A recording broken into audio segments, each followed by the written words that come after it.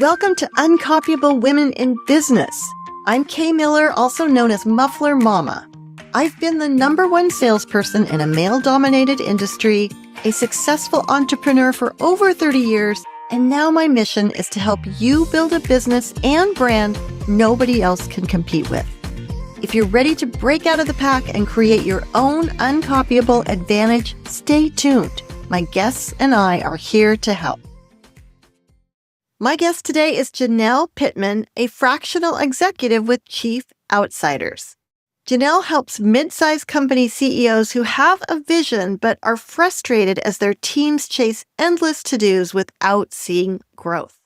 Janell has over 20 years of experience leading major brands. At MercyOne, a $3 billion regional healthcare company, she united 17 hospitals under one brand, resulting in immediate market share growth. She also spent 10 years at Meredith Corporation, where she was VP of Digital Brands, including All Recipes, Better Homes and Gardens, and Martha Stewart, where she doubled online revenue for the Martha Stewart brand. Janell, welcome to the podcast. Thank you. I mostly got through that. You did it. I did it. And I'm so thankful, first of all, to Karen Gibson. You know her well. And I love the story that you told about how she treats everyone with such respect. And for you listening, Karen Gibson's episodes are 145 and 146. So you've got to go listen to them. They are amazing. So before we get into it, you tell me what you told me before we recorded about being with Karen Gibson in Washington. Yes. So my 13-year-old was in DC for a national rocketry competition, and I reached out to connect with Karen, and she took us to the Capitol. It was a lesson in authentic leadership. I got to see her engage with everyone from people sweeping the floors to big guys with machine guns. And it was clear they all felt seen and heard. And that was really the highlight of the trip for me, was getting to see Karen's leadership in action. So yeah, it was a great experience. And Karen is absolutely amazing. She is. And I'm not surprised at all. I told you that she was so warm and friendly and really lovely to me as we got prepared for the podcast. But as we were talking, I said to you, and it's true, she's a badass. She is a badass. And I just felt honored to have her. I feel honored to have you, and I want to talk to you about marketing and branding. One of the first things that you said that you would be up for talking about is, what do people get wrong about marketing? Sure. So there are a few things, and I'm curious how you see the pitfalls as being the same or different when it comes to the personal branding side. So the first thing that I think people get wrong about marketing is not advertising. Marketing is not a logo. It really is the entire go-to-market strategy and everything that surrounds a product or a service and the experience. And that starts with kind of 3 pieces: insights, strategy, and execution. So the insights piece, that means looking at consumers, competitors, and the company. It means then applying that to the strategy, thinking about who are you marketing to? Who are you for? What offerings you have, how you solve problems for someone or a company, and positioning, and then the execution. That's how you leverage resources, whether that's financial or technical or human, the tactics you employ, and metrics.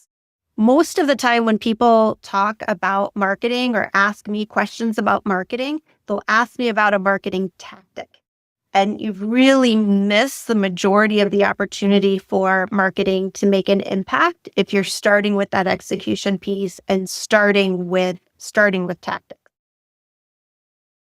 That hits very close to home, because I had a conversation with a consulting client who wants to do a pull-through strategy for their company, and said that he is thinking that he would like to send postcards. And that is the temptation, to start with, oh, this is how we want to reach our moose. Of course, we call the ideal target market, your moose. So that's exactly what I said to him, that is the last thing we want to think about. We have so much work to do before we get to that point. So I love that you put it like that. And as far as personal brand, again, there's the similarity that you said. We're going to have so much fun because it's more than a logo or a color or a brochure. And especially the way I like to put it, and this is not original, is that your personal brand is what people say about you when you're not in the room. So your brand for a company, obviously, is not what you think it is. It's unless people know what it is. Absolutely. You have to start with understanding, and I think even in the personal side, who specifically are you working with? Who's your target or your moose? What do they specifically want? Another challenge that I see is when people define that, who is their moose, on the corporate side, they start with the demographics. So woman aged 50 plus, a teenager in high school, whatever it happens to be. Even within a demographic, you have massive differences in the psychographics that are shaping what is it that the person needs, and how then do you shape your product to solve a problem that they have. In one of my programs not too long ago, I talked about the fact that some people are happy to stay in a Motel 6, and some people want to stay at the Four Seasons, and some people like me stay at both, depending on the circumstances. Do I have my dog with me? Are we in the middle of Nevada somewhere? I like the fact that you said it's not just who I am, what age I am, where I live, all of that. It's much more than that. How do you help customers deal with marketing and ROI? Because I think that's the big thing. People are like, okay, marketing, like you said, it's not advertising. So people see Super Bowl ads and they're like, oh my gosh, they just wasted $2 billion or whatever it is. So how does marketing differ, and how are you able to measure how you impact the results? Sure. Again, by starting with those insights, understanding who is it that I'm trying to reach and what do they need. That then goes into the strategy. What's the product going to be? How are we going to position it to them? And then that's where the ROI piece comes in with the tactics. We have a much higher hit rate and much higher chance that we're going to get a positive ROI when we match those tactics with the specific individual. Even if you think about something like, are you going to use TikTok or Instagram or Facebook? The thing I like to think about when I'm thinking about the person, sometimes you'll use something called a persona to actually help illustrate who your target is. Think about, what are they surrounding themselves with? And I don't intend that question to focus on things related to your product. Really, what is their environment? What does their world look like? And then find ways, especially when you're in that brand building awareness phase, just find ways to be there, to introduce yourself to them. And then when you get down into the lower funnel strategies where ROI, you really start tracking, that's where, again, you want to make sure you are where they are. You're delivering messages that solve their problems. And then there's a myriad of tools that you can use to actually track ROI. I'd say none of that matters if you don't get the insights and the strategy right in the first place. Exactly. And I mentioned postcards as a tactic that we were discussing. On the other hand, we have another client, Ruth King, and she's a huge fan. She actually has her own big business in the HVAC world. And she is a consultant and helps her customers with profitability, makes them very successful. However, she got a postcard, and she is a big traveler. She travels a ton. And there was a postcard in her mailbox that said, QR code here. This is a great suitcase that we think would be perfect for someone like you. And she bought it. So how much went into their thought process before they found her and sent her the postcard that generated an ROI? And so, of course, you can connect those two. So you can't ever say that one way works and one way doesn't, right? Absolutely. And I'd say postcard direct mail generally is something that people like to beat up on. It can work. I also responded to a postcard once, but once that I remember, I'm sure it's happened more than once, but it came to me with a super stressed out, needed to get away. And it came to me with a beautiful picture of a sunset over a golf course. So relaxing. I literally showed the picture to my husband and said, I want this. And we booked the trip. It can work. But if they had sent a message, the same postcard arriving to the same person that said, book a trip to Scottsdale, a golfing trip to Scottsdale, Arizona, I wouldn't have responded. So it does matter the messaging you're offering much more than just the vehicle in which it arrives. Perfectly put. I want to talk to you about branding now. Branding, which this all works together. It really does. And I want to ask you, how does that cost businesses real money? Sure. I'd say the biggest way that getting branding wrong can cost businesses money is when the brand and the internal culture are not aligned. Because ultimately, that is going to create a rift that consumers notice. So I think just going back to the idea of mistakes, seeing branding as only external is one of the big pitfalls that people can make. Also, as we talked about earlier, branding is not just a logo or a commercial. It really is much deeper and should be and can be transformative when brand impacts everything from, of course, logo isn't a sign, all the way to finance. Brand really should go that deep. Right.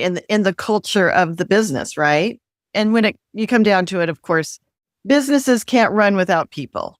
Even though we've got AI, I'm curious how you feel about it if we get to that. But if you don't have your people all on the same page and invested in the success, if they're just being forced to go along with someone else who told them what to do, obviously that does not work. So that is a great way to put it. What about an example that you have? I'm so curious to hear about this. A time when branding, not marketing, really changed the trajectory of a particular business. I can't wait to hear that story. Yes. So I like to talk about branding as a sign of change, not a change of sign.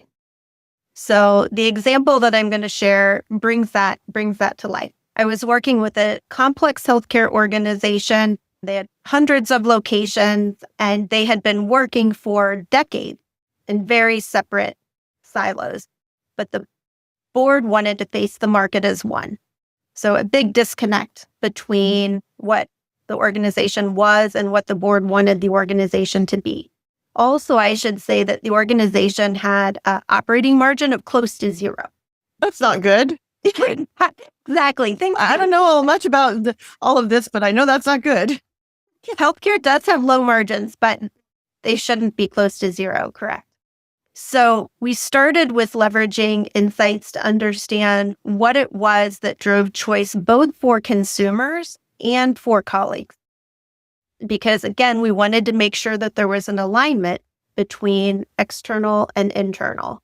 We also developed strategy which differentiated from the competition based on things that were important to the consumers and to the colleagues. Also very easy when you're thinking about branding to be like, oh, here's this cool way that we're different. But if that element that you're different doesn't matter to the consumer, it's irrelevant and you're wasting your money.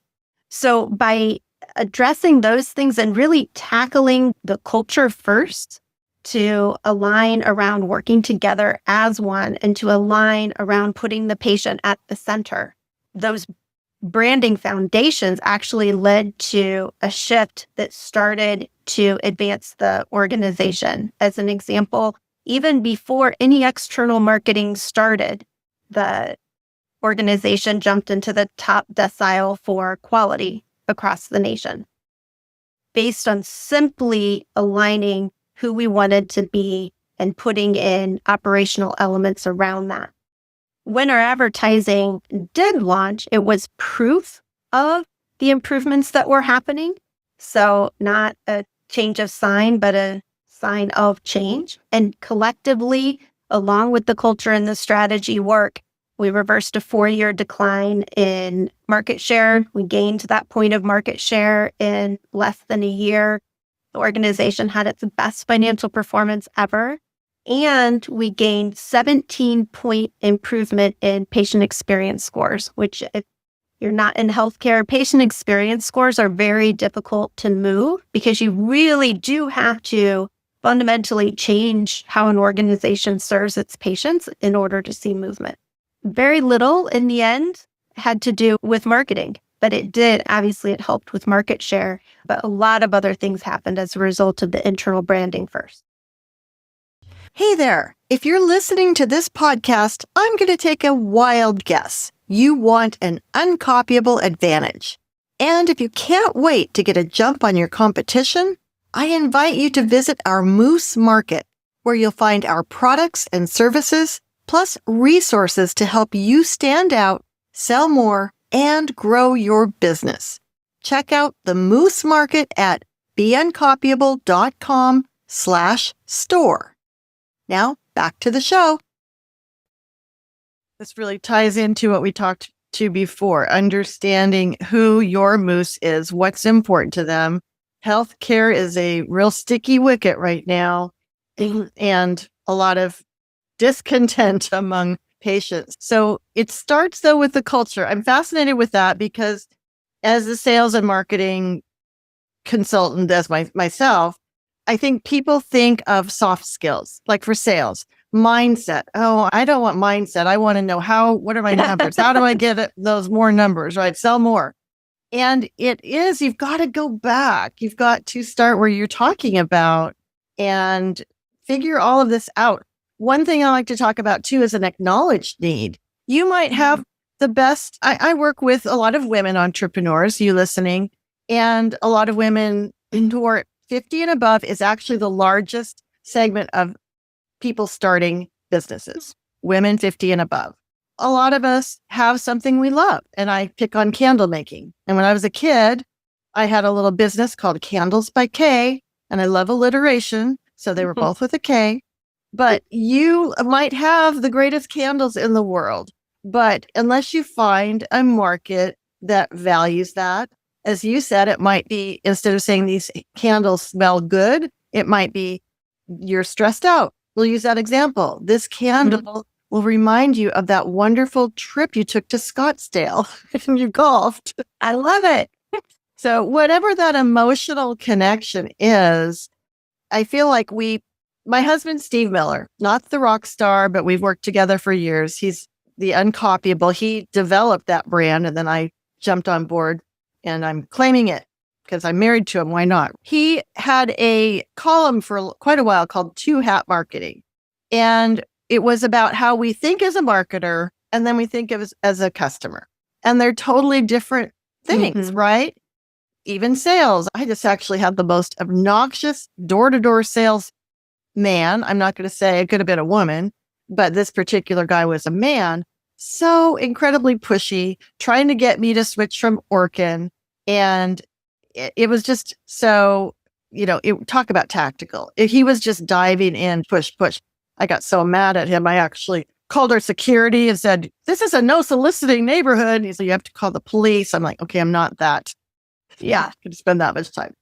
But I feel like you're right. People jump to those tactics without an understanding. You've accomplished some incredible things. And I feel, as I've talked to a lot of women on this podcast, women are sometimes more reluctant to be powerful and decisive and make their voice heard. And you're not especially big, intimidating type person. How do you see that? Has that ever been a problem for you? I'm sure you deal with a lot of men. Yeah, I've grown up mostly in male-dominated industries. Boy. So I'm trying to think through different examples or things that have been pivotal moments in my life that have adjusted how I've approached leadership. I'll start with, as a consultant, in my early career, I think that was a fantastic early training ground because I got to see so many leaders in so many different environments good and bad. I got to try on different things and see how they worked for me. And then I'd go to a different client. So it wasn't as if, boy, Janell was like this one day and she's something different the next. Some things didn't feel like me. I quickly abandoned those. And in my opinion, good leaders are always adjusting to the needs of the people that they are serving and that they are working with. That could sound like the opposite of being authentic. I don't see it that way. I see it as you are adjusting within a range that is authentic to you, if that makes sense. I think so. You want to be true to yourself. I think that's true with so many situations. And in sales, there is the mirroring technique. Mm-hmm. And for me, I don't necessarily focus on that, but I see it happening. Even the way I'm talking to you, I feel like is the way I'm talking to Janell Pittman, and it might not be the way I talk to someone else. So we do adjust. We do. And sometimes I like the point that you said you're still authentic. You still need to be true to yourself, but there is a range. Who is Kay? Who is Janell? We have you're a mom. I'm a mom. We are business people. We have all these different roles. I know you're on a lot of boards and you're very involved in philanthropy, things like that. So we have all these different versions of ourselves, but there is a confidence in you. Also, obviously, Karen, and it's a quiet confidence. And I remember Karen talked about proving herself in their bonus episode. If you're listening, it's such a fun story. There was a biathlon in Alaska, and she was only one of 2 women. Do you know this story? I do. I love that. I've told this story to my boy. And she happened to grow up in Montana, and she happened to love Nordic skiing.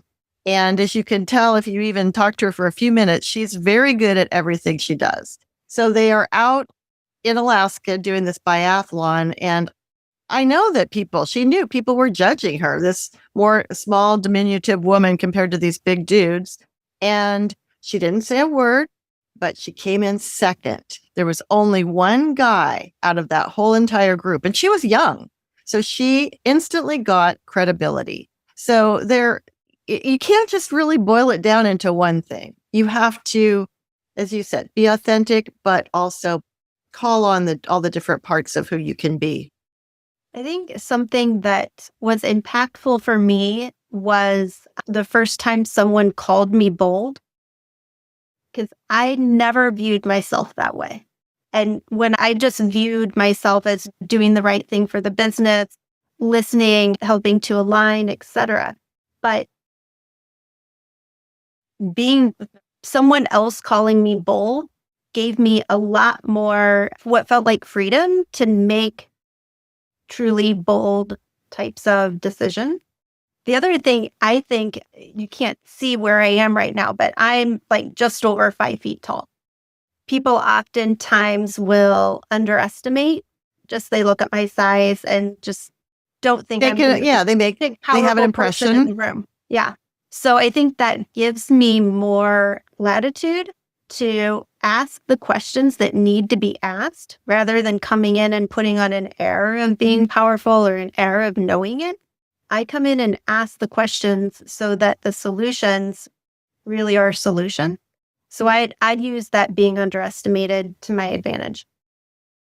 Karen said the same thing, being underestimated. Sometimes being told you can't really motivates you. But in your case, someone saying you are bold. And for me and everyone listening, that's very refreshing, because I think that we feel like we have to come on really strong to be bold and decisive and powerful. Of course, there are things that you have to do. And I interviewed a wonderful woman named Tracy Hooper, and she talked about the words that you use and the way you present yourself really does affect how people perceive you. Mm-hmm. And so she said, don't say a lot of, I'm pretty sure about this, and I like this, and I think that. So you don't have to really appear aggressive and in people's faces, but you do these small things. And for you, you get results. Once you had some of those successes under your belt, same thing with sales, same thing with business, anything, that momentum, same thing with golf. So you are a golfer? No. Okay. It was the sunset. It had nothing to do with golf. Okay, that's okay too. I'm just always shocked and the US Open is coming up this weekend on Father's Day. The momentum, even the best golfers in the world can just either be on a roll where they cannot miss a putt or they can be on a roll where they cannot make a putt. So the momentum, what happens helps push you forward. So constantly achieving what you've achieved has got to be a huge motivator. So I am curious. Go ahead. You can talk, and then I have a question, but this is your show. Hard to know if you believe that, but. So one other thing that just came to me that I think can be underestimated as a technique. My dad likes to say that I'm the type of leader that everyone looks up and realizes they're all going in the same direction. Especially in environments where you have lots of strong-willed people, coming in as another strong-willed voice may not work. There are environments where that is absolutely necessary. You've got to come in with your vision, establish credibility quickly, and move. And I'll do that in the right environment.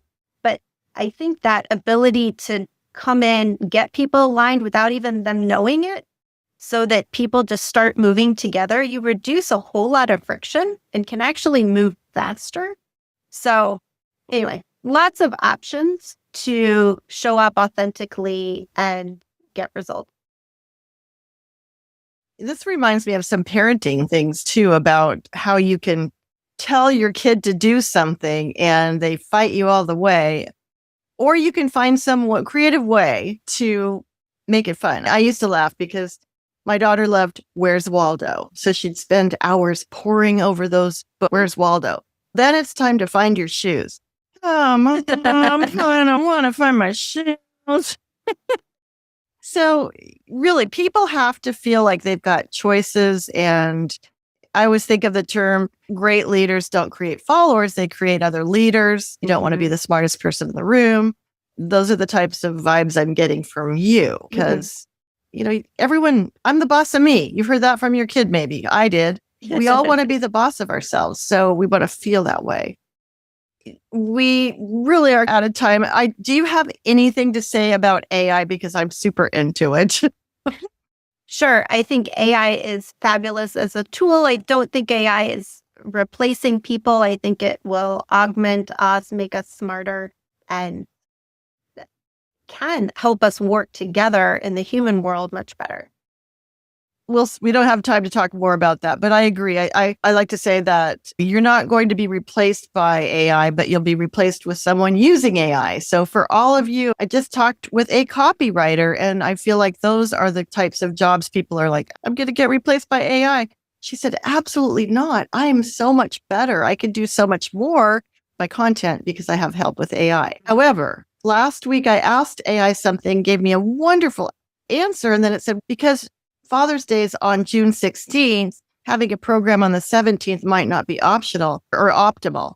And I said, Father's Day is on the 15th. Hey, you dummy, how can you miss that? It's not foolproof for sure. No, it's not. So as we close out, where can people get a hold of you? I know you're on LinkedIn and your name is spelled a little different, which is probably why your LinkedIn, you got Janell Pittman, but Janell is 2 L's, but no E on the end, which I think is a little unusual. You're at Chief Outsiders, and you also have a readiness assessment that people can get. I will put all of this in the show notes, but do you want to comment on any of that before we go? Yeah, the Growth Gears Assessment is a really fast, easy way to figure out how ready your organization is for growth. It will ask questions about the things we talked about around insights, strategy, execution, and result, and help to pinpoint where you should be focusing, because it's a lot to try to tackle, and understanding where you are and where your gaps are is really helpful. That sounds very powerful. So that is for the leaders of a company, CEO? Could it be for any business? Who is that really for? Sure. I think it works best when all the members of an executive leadership team take the assessment without talking to each other, because insights that come from gaps, differences in understanding are also critical pieces of information. Perfect. So Again, that's in the show notes. Check that out. I'm very interested to see that myself. You can find Janell on LinkedIn. I'll put her company name again in the show notes. And I just want to say this has been so fun and I loved our conversation. Thank you so much, Janell, for being on the podcast. Thank you, Kay. This was a lot of fun. Thanks for listening to this episode of Uncopyable Women in Business. If you enjoyed the episode, please subscribe, rate, and review the show. That helps me a lot. And be sure to visit the Moose Market at beuncopyable.com/store for more great uncopyable shortcuts. See you next time, and always remember to be uncopyable.